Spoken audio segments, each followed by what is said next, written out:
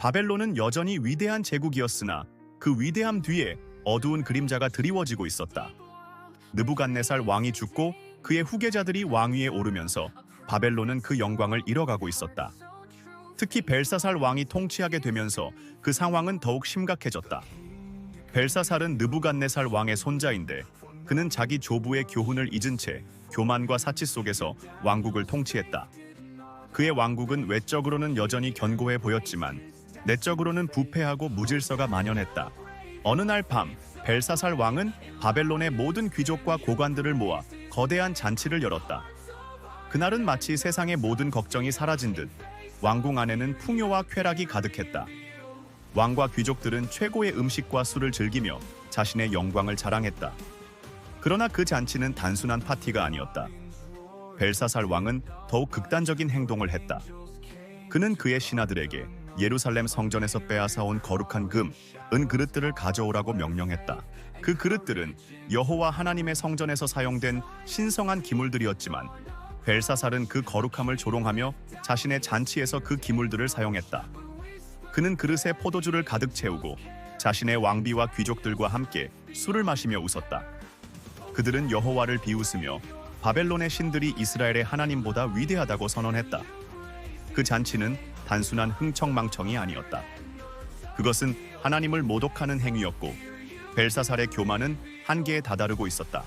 잔치가 무르익어갈 때 갑작스러운 일이 일어났다. 벽 한쪽에 이상한 글자가 나타난 것이었다. 그것은 마치 공중에서 손가락이 나타나 벽에 글씨를 쓰는 것처럼 보였다. 그 순간 잔치의 분위기는 급격히 얼어붙었다. 벨사살 왕은 얼굴이 창백해졌고 그의 손은 떨리기 시작했다. 그 글씨는 왕이 이해할 수 없는 문자로 쓰여 있었고 왕은 무엇을 뜻하는지 알 수 없었다. 잔치에 참석한 사람들은 당혹스러움과 두려움에 사로잡혔다. 벨사살은 서둘러 마술사들과 점성술사들을 불러 그 글씨를 해석하라고 명령했다. 그러나 아무도 그 글을 해석할 수 없었다. 벽에 쓰인 글씨는 바벨론의 지혜자들에게 너무도 생소했고 그 의미는 누구도 알 수 없었다. 왕은 더욱 불안해졌다. 그의 몸은 떨렸고 눈에는 두려움이 가득했다. 벨사살은 이 신비한 글씨가 단순한 징조가 아니라 자신에게 큰 위협임을 직감했다. 그때 왕의 어머니가 왕에게 다가왔다. 그녀는 침착한 목소리로 말했다. 왕이시여, 당신의 조부 느부갓네살, 왕이 다니엘이라는 자를 데려와 하나님의 계시를 해석하곤 했습니다. 그는 모든 지혜자들 중에서 가장 뛰어난 자였고 그를 통해 하나님께서 많은 비밀을 밝혀주셨습니다. 다니엘을 부르십시오. 그가 이 글의 의미를 풀어줄 수 있을 것입니다. 벨사살은 즉시 다니엘을 불러오라고 명령했다.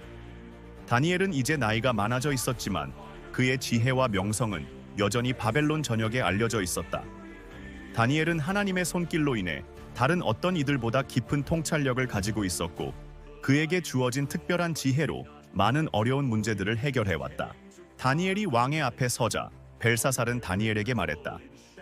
나는 네가 지혜와 통찰력으로 알려진 자라는 말을 들었다. 만약 네가 이 벽에 쓰인 글의 의미를 해석할 수 있다면 너를 나라의 셋째 치리자로 삼고 금 목걸이와 왕의 옷을 입혀줄 것이다. 그러나 다니엘은 벨사살의 제안에 흔들리지 않았다.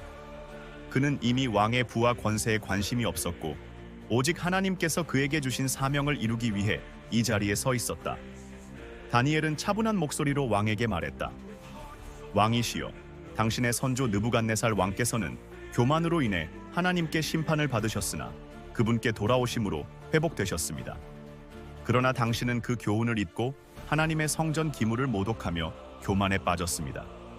이제 하나님께서 이 글을 통해 당신에게 경고하십니다.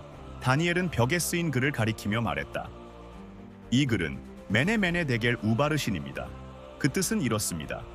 메네는 하나님께서 왕의 날을 세시고 그 왕국을 끝내셨다는 의미입니다.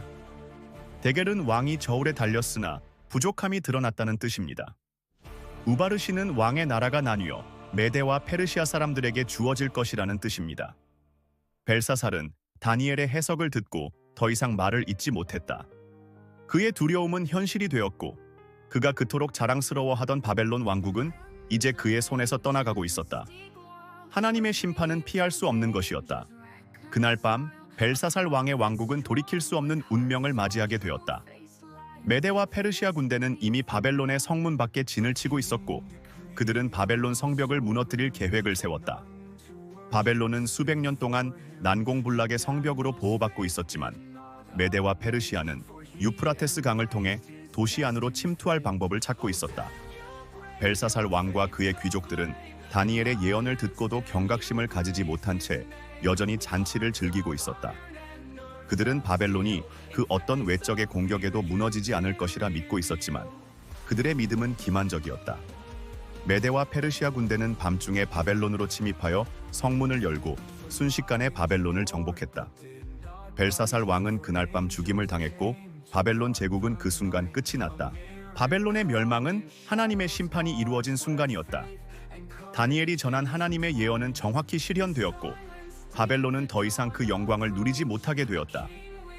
메대와 페르시아는 바벨론의 자리를 차지하며 새로운 제국을 세웠고 다니엘은 그 새로운 시대에도 하나님의 지혜를 통해 계속해서 중요한 역할을 하게 되었다. 다음은 다니엘과 그의 시대의 역사적 배경입니다. 다니엘이 살았던 시대는 격변과 변화의 시기였습니다. 그는 두 거대한 제국, 바벨론과 메데 페르시아 제국의 흥망을 직접 경험하였습니다. 먼저 바벨론 제국은 느부갓네살 왕을 중심으로 강력한 군사력과 경제적 번영을 자랑하는 세계 최강의 제국이었습니다. 그러나 그 번영의 뒤편에는 교만과 우상 숭배가 자리 잡고 있었습니다. 다니엘은 바벨론 궁정에서 포로로 살며 왕의 신뢰를 받았지만 그 안에서 바벨론의 도덕적 타락과 종교적 부패를 직접 목격하였습니다. 그는 이 모든 상황 속에서도 여호와 하나님을 향한 믿음을 굳게 지켰습니다. 느부갓네살 왕은 군사적 업적으로 세계를 제패했지만 그의 교만은 결국 파멸을 초래하였습니다. 그 뒤를 이은 벨사살 왕은 조상들의 죄를 답습하며 도리어 하나님의 진노를 불러왔고 그의 최후는 바벨론 제국의 몰락을 상징하게 되었습니다. 다니엘의 삶은 여기서 끝나지 않았습니다. 메대와 페르시아 제국이 바벨론을 정복하며 새로운 시대가 열렸습니다. 이 새로운 제국의 중심에는 페르시아의 고레스 왕이 있었습니다. 고레스 왕은 바벨론과 달리 종교적 관용을 허용하며 유대인들이 예루살렘으로 돌아가 성전을 재건할 수 있도록 허락하였습니다.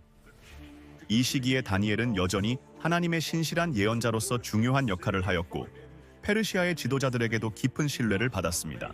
다니엘이 이처럼 격변의 시대 속에서 이방 왕국에서 살아남을 수 있었던 이유는 그의 지혜와 신앙, 그리고 하나님께서 그에게 주신 특별한 능력 덕분이었습니다.